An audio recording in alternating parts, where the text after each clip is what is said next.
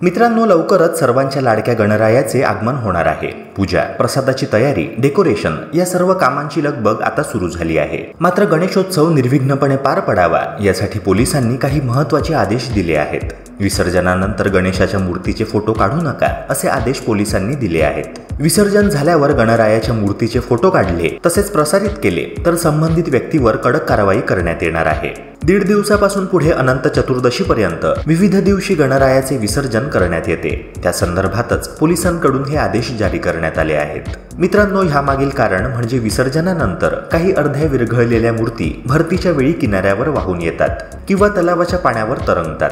काही लोक अशा तरंगणाऱ्या मूर्तींचे फोटो काढतात। तसेच महानगरपालिकेचे कर्मचारी मूर्ती गोळा करतानाचे फोटो टिपतात आणि धार्मिक भावना दुखावतील तसेच सार्वजनिक शांतता व भावना भंग पावतील असे फोटो प्रसारित किंवा प्रकाशित करतात। तेव्हा धार्मिक भावना दुखावण्याची शक्यता लक्षात घेऊन पोलिसांनी हे महत्त्वाचे आदेश दिले आहेत। पोलीस उपायुक्त अकबर पठाण यांनी ह्या संदर्भात आदेश दिले आहेत। कोणत्याही व्यक्तीने विसर्जनानंतर गणेश मूर्तीचे फोटो काढू नयेत अथवा ते प्रसारित करू नयेत असे त्यात नमूद करण्यात आले आहे। 8 सप्टेंबर ते 18 सप्टेंबर पर्यंत हा आदेश लागू राहील। तसेच या आदेशाचे उल्लंघन केल्यास संबंधित व्यक्तीवर कडक कारवाई करण्यात येईल, दंडही ठोठावला जाऊ शकतो। मित्रांनो, ह्यानंतरची प्रमुख अपडेट म्हणजे शरद पवारांनी देवेंद्र फडणवीसांवर टीकास्त्र सोडले आहे। छत्रपती शिवाजी महाराज यांनी सुरतेची लूट केलीच नव्हती असं देवेंद्र फडणवीस यांनी म्हटलं होतं। यावर प्रतिक्रिया देत शरद पवार म्हणाले की वस्तुस्थिती वेगळी असताना राज्याच्या उपमुख्यमंत्र्यांनी एक वेगळं विधान केलं आणि त्यामध्ये त्यांनी असं सांगितलं होतं की लूट करण्याचं काम छत्रपती शिवाजी महाराजांनी केलं नव्हतं। पण हे असे बोलणे योग्य नाही। चुकीच्या पद्धतीने इतिहास मांडण्याचं काम केलं जात आहे। राज्यकर्त्यांकडून छत्रपती शिवाजी महाराजांबाबत वेगळी विधानं केली जात आहेत। खोटा इतिहास हा जनतेसमोर नव्या पिढीच्या समोर मांडू नये। चुकीचा इतिहास मांडायचा कोणी प्रयत्न केला तर समाजामध्ये गैरसमज निर्माण होतात असं शरद पवार म्हणाले। मित्रांनो, ह्याशिवाय बदलापूरमध्ये झालेल्या घटनेनंतर लोक रस्त्यावर आले। त्यावरून विरोधकांनी महाविकास आघाडीच्या नेत्यांवर आरोप केले होते।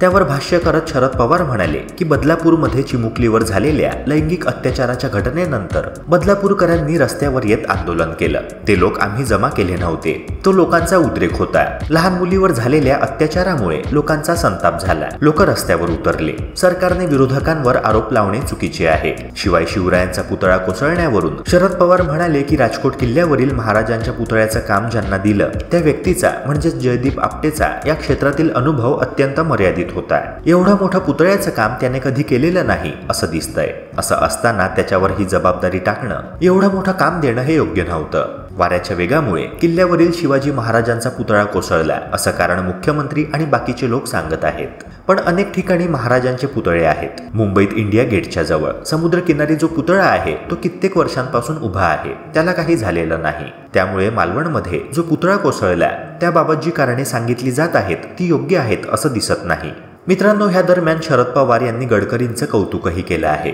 शिवाजी महाराजांचा पुतळा स्टेनलेस स्टीलचा बनवला असता तर पुतळा पडला नसता असं नितीन गडकरी म्हणाले होते। या संदर्भात प्रश्न विचारला असता शरद पवार म्हणाले की केंद्र सरकारमध्ये जे मंत्री आहेत त्यात गडकरी एक असे मंत्री आहेत जे एखादं काम हाती घेतलं तर ते बारकाईने काम करतात, स्वतःला गुंतवून घेतात, कामाचा दर्जा चांगला राहील याची काळजी घेतात। मित्रांनो, ह्यानंतरची अपडेट आहे केंद्रीय मंत्री नितीन गडकरी यांच्याबाबतच। एका कार्यक्रमात केंद्रीय मंत्री नितीन गडकरी यांनी डिझेल गाड्यांच्या भविष्याबाबत मोठे विधान केले आहे।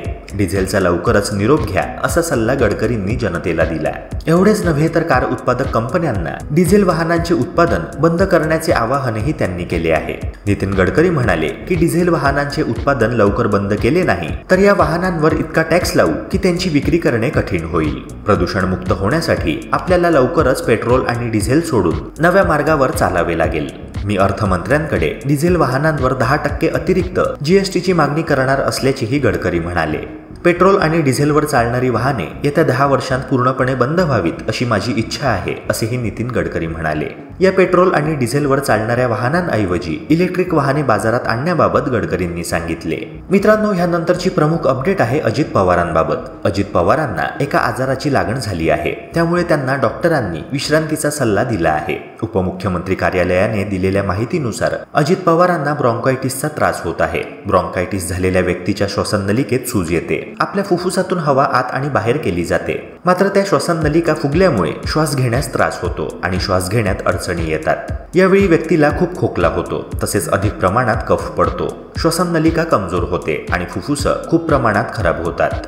जर योग्य उपचार केले नाही तर त्याला बरे होण्यास अनेक महिने लागतात। त्यामुळे डॉक्टरांनी अजित पवारांना विश्रांतीचा सल्ला दिला आहे। उपमुख्यमंत्री अजित पवार हे गेल्या काही महिन्यांपासून जनसन्मान यात्रा, मुख्यमंत्री माझी लाडकी बहीण योजनेच्या लाभार्थ्यांची भेट, शासकीय बैठका, राष्ट्रवादी काँग्रेस पक्षाच्या कार्यक्रमांच्या निमित्ताने सातत्याने राज्यातील विविध भागांचा दौरा करत आहेत। आज अजित पवारांचा राष्ट्रपतींसोबत उदगीरचा दौरा आयोजित करण्यात आला होता, मात्र त्यांना ब्रॉन्कायटिसचे निदान झाले आहे। त्यामुळे त्यांचा उदगीर दौरा रद्द करण्यात आला आहे। त्यांच्या प्रकृतीत सुधारणा झाल्यानंतर ते लगेचच पुन्हा दौरे सुरू करतील। या काळात मुंबईतील शासकीय निवासस्थानातून ते शासकीय कामकाज पाहतील, अशी माहिती उपमुख्यमंत्र्यांच्या कार्यालयाने दिली आहे।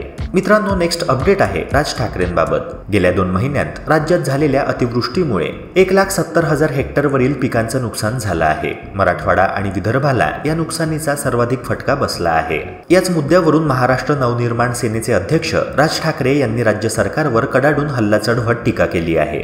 सणासुदीच्या सुट्ट्या असल्या तरी हा कठीण प्रसंग आहे, हे लक्षात घेऊन सणाच्या काळात नुकसान भरपाई मिळावी अशी मागणी त्यांनी केली आहे। राज ठाकरे सोशल मीडियावर पोस्ट शेअर करत म्हणाले की गेल्या काही दिवसांत मराठवाड्यात झालेल्या पावसाने तिथल्या अनेक जिल्ह्यांमध्ये शेतीचं अमाप नुकसान झालं आहे। कित्येक पिकं अगदी काढणीला आलेली असताना वाहून गेली आहेत। डोळ्यासमोर उभं झालेलं पीक नष्ट होणं आणि ते देखील सणासुदीच्या तोंडावर हे सहन करणं कठीण आहे। राज्य सरकारने तातडीने या नुकसानीचे पंचनामे करून जितक्या लवकर नुकसान भरपाईची रक्कम देता येईल ते पाहावं। शेतकरी पण लाडका आहे हे दाखवून द्यावं। तसंच मराठवाड्यातील महाराष्ट्र सैनिकांनी देखील प्रशासनाकडून नुकसानीचे पंचनामे झटपट होत आहेत ना, आणि नसल्यास ते करायला लावून शेतकऱ्यांना नुकसान भरपाई मिळेल हे पाहावं। यात अजून एक गोष्ट म्हणजे पावसाच्या पाण्याने जमीन ओली झालेली असते आणि ती सुकायला वेळ लागतो। त्यामुळे लहान मुलांपासून ते म्हाताऱ्या माणसांपर्यंत सर्वच जण आजारी पडतात। त्यामुळे ज्या घरात पाणी शिरलं आहे अशा ठिकाणी प्लास्टिकच्या शीट्स पोहोचतील किंवा जुने फ्लेक्स तरी पोहोचतील हे बघावे।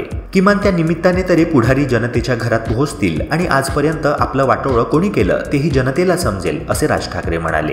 शिवाय या सगळ्यात सरकारने पण मदतीचा हात आखडता अजिबात घेऊ नये आणि सणासुदीच्या सुट्ट्या असल्या तरी हा कठीण प्रसंग आहे हे लक्षात घेऊन प्रशासनाला कामाला लावून नुकसान भरपाई गणपतीच्या सणाच्या काळात मिळेल हे पाहावं, अशी पोस्ट लिहित राज ठाकरे यांनी सरकारकडे आवाहन केलं आहे। मित्रांनो, राजकारणाशी संबंधित अशाच लेटेस्ट अपडेट्स करिता चॅनलला सबस्क्राईब करून बेल आयकॉनला नक्की प्रेस करा। भेटूया पुन्हा एका नव्या व्हिडिओसह। जय हिंद, जय महाराष्ट्र।